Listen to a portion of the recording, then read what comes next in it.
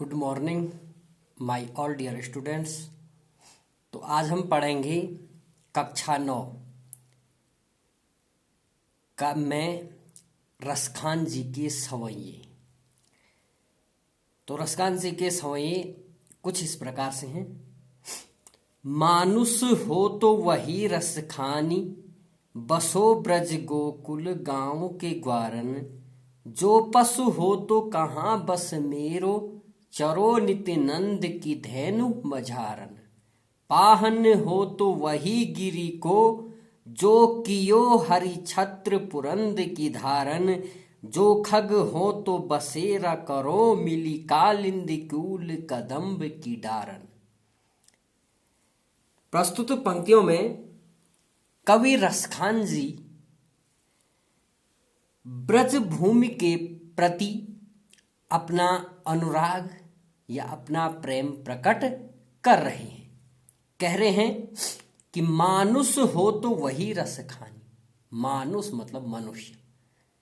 कि हे ईश्वर, ईश्वर से प्रार्थना करते हुए कह रहा है, भगवान से प्रार्थना करते हुए रसखान जी कह रहे हैं कि हे ईश्वर, मानुष हो तो यदि मैं अगले जन्म में यदि मैं मनुष्य बनूं तो क्या, बसो ब्रज गोकुल गांव के ग्वारन, तो मैं ब्रज में गोकुल के गांव के बीच में निवास करूं, ग्वाल बालों के बीच में निवास करूं।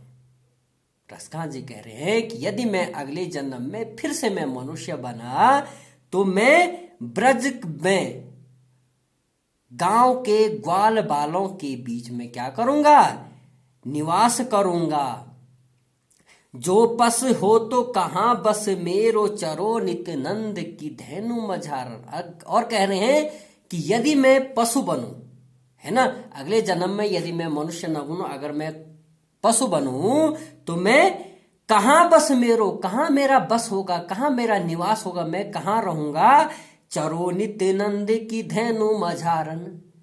यदि मैं अगले जन्म में अगर पशु बना तो मैं गाय बनना चाहूंगा और नंद बाबा के गायों के बीच में चरूंगा।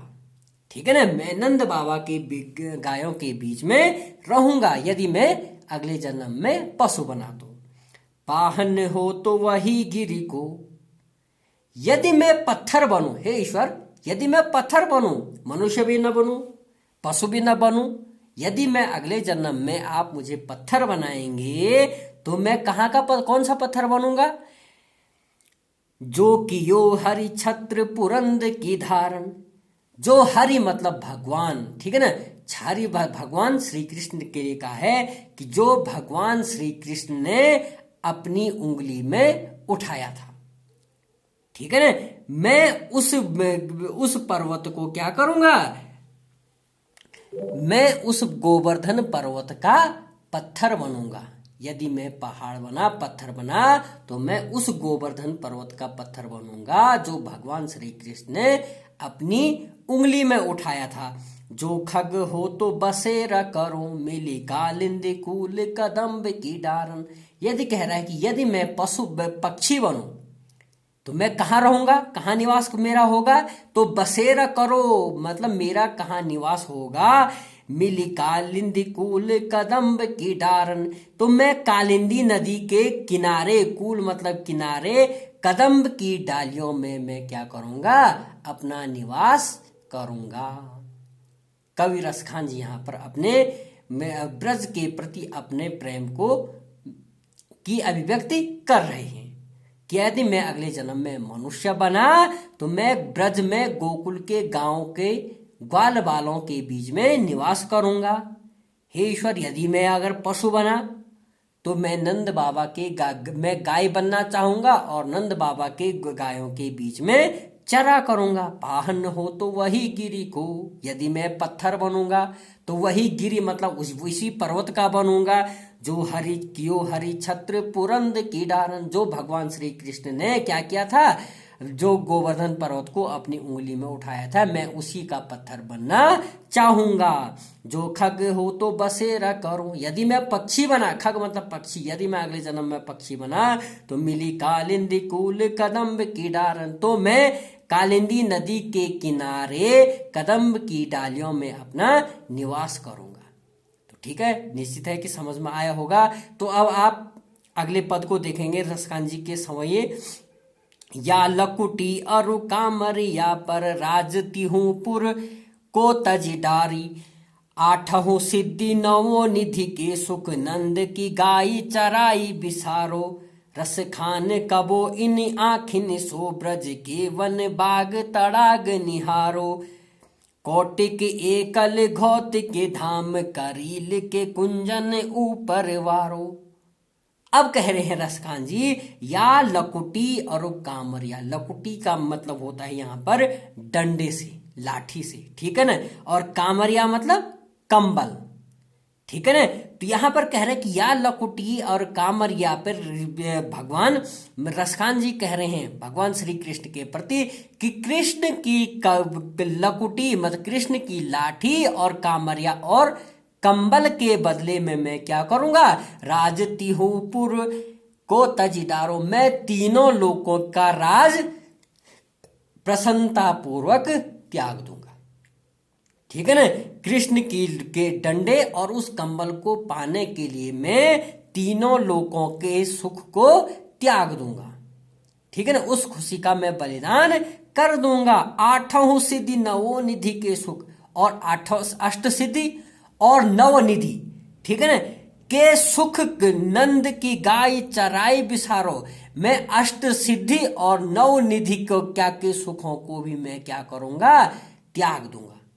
ठीक है ना, किसके लिए, श्री कृष्ण की गायों को या नंद की बाबा की गायों को चराने के लिए अष्ट सिद्धि और नव निधि के सुखों को भी मैं क्या करूंगा, त्याग दूंगा। रस खाने कबो इन आँखिन सो, और रसखान जी कह रहे हैं कि अपनी इन आँखिन सो आंखों से ब्रज के वन बाग तड़ाग निहारो, मैं अपनी इन आंखों से ब्रज के वन मतलब जंगल, बाग मतलब बगीचे, और तड़ाग मतलब तालाब, मैं अपनी इन आंखों से कब ब्रज के वन बगीचे तड़ाग यानी कि तालाब को कब देखूंगा, निहारो मतलब कब देखूंगा।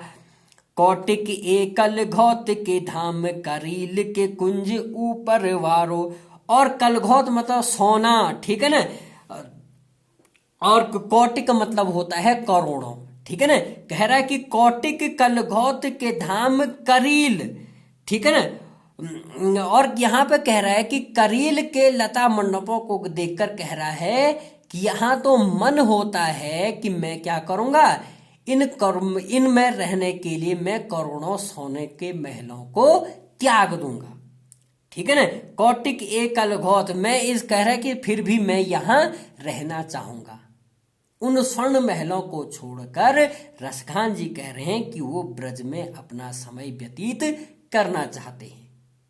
ठीक है, तो अगला और लास्ट सवय यहां पर, काननी दे अंगुरी रही बो जब ही मुरली धुनि मंद बजे हो, मोहनी तानन सो रस खानी अटा चढ़ी गोधन गेहत गेह, तेरी कहो सिंह रे ब्रज लोगनी कालही को कितनो समुझे हूँ, माई रीवा मुख का की मुस्कान समहारी न जेह न जेह न जेह।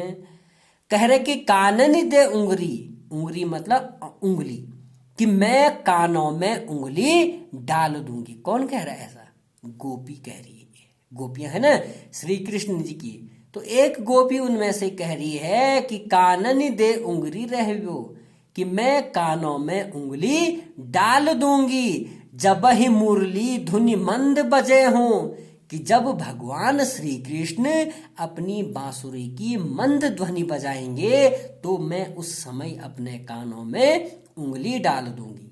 ठीक है, मोहन ताननी सोरस खानी अटा चढ़ी गोधन गेहत गेहें। कह रहा है कि अटा, अटा मतलब होता है पर्वत, ठीक है ना, या पहाड़ के ऊपर। कह रहे कि मोहनी ताननी, मोहनी का अर्थ है श्री कृष्ण को बताया गया है, ठीक है ना, कि जब भगवान श्री कृष्ण अपनी ताननी मतलब बांसुरी की मधुर तान को, मधुर आवाज को सुनाने के लिए अटाचढ़ी मतलब पर्वत के ऊपर चढ़ेंगे, गोधन गेह तो गेह, जब वो क्या करेंगे बोले अट्टालिकाओं पर या ऊंचे पर्वत पर चढ़ेंगे और अपनी तान को सुनाएंगे, तो उसका मुझ पर क्या नहीं होगा, कोई प्रभाव नहीं पड़ेगा। गेह तो गेहें, गेह तो गेहें, तो जाएंगे तो जाएंगे, मुझ पर उसका कोई प्रभाव नहीं पड़ेगा। किसके लिए, जब वो अपनी बांसुरी की तान को सुनाने के लिए ऊपर चाहे कितने ऊंचे पर्वत पर चढ़ जाएं, लेकिन मुझ पर उसका कोई प्रभाव नहीं पड़ेगा, क्योंकि मेरे कानों में क्या होगी, उंगली डाल रखी होगी, जिससे उसकी मधुर तान नहीं सुनाई देगी। ठीक है ना। तेरी कहो सिंगरे ब्रज लोगनी, फिर सोच रही है गोपी कि कहीं यदि सुनाई दिया फिर भी, उंगली डाल के, ये नहीं कि जरूरी नहीं है कि कान बंद हो जाए बिल्कुल ना सुनाई दे, यदि सुनाई देगा तो क्या होगा, तेरी कहाँ सिंग रे ब्रज लोगनी, काल ही कोह कितनो समझे हूं। कह रहे कि तेरी कहो सिंग रे ब्रज लोगनी, हे ब्रज के लोगों, मैं तुम्हें पुकार रही हूं, मैं तुम्हें समझा रही हूं, कह रही हूं, अपनी बात को बता रही हूं। यदि कृष्ण के बांसुरी की मधुर तान मेरे कान में पहुंची तो क्या होगा, काल ही को कितनो समझे। कह रहे कि अगर मेरे कान में सुनाई दिया उसके मधुर तान, तो मैं उससे पीछे नहीं हट पाऊंगी, मैं उस बांसुरी की ओर आकर्षित हो जाऊंगी, फिर मैं उस धुन में खो जाऊंगी। ठीक है ना। अब फिर तुम कितना भी समझाओ, मैं बिल्कुल समझने वाली नहीं हूं, क्योंकि मैं उस एक बार अगर उस पर मोहित हो गई तो फिर मैं उससे किनारा नहीं कर पाऊंगी अपने को। मायरी वा मुख की मुस्कान शमहार नजेह नजेह नजेह। और कह रहे हैं, और वो गोपी कह रही है कि भगवान श्री कृष्ण की वो मधुरतान, वो मुंह की जो मुस्कान होगी, कह रही कि वो फिर मुझसे नहीं समझा जाएगा। ठीक है ना, मैं उससे नहीं बच सकती हूं, फिर मैं वहीं लीन हो जाऊंगी, फिर मैं वहीं खो जाऊंगी, मुझे कोई नहीं समझा पाएगा। ठीक है ना। तो आपने आज पढ़े रसखान जी के समय, आप जब तक समझ में नहीं आया, आप बार बार इसे पढ़ते रहें, सुनते रहें। ठीक है ना। और किताब खोल के जरूर आप सामने बैठें, जरूर है कि आपको समझ में आया। ठीक है। नहीं भी समझ आया होगा तो आप एक बार फिर से मुझे कमेंट करेंगे, मैं आपको फिर से समझाने का प्रयास करूंगा। ठीक है ना। और आप जब तक समझेंगे नहीं, हम आपको समझाते रहेंगे। ठीक है ना। और आपको समझने के लिए हमारे YouTube चैनल को आप लोग जरूर सब्सक्राइब करें, लाइक करें और शेयर करें। ठीक है ना, ताकि आपको भी हमारे वीडियोस की नोटिफिकेशन जो है समय पर आपको मिलती रहे और आप हमारे इस हिंदी चैनल का लाभ लेते रहें। धन्यवाद।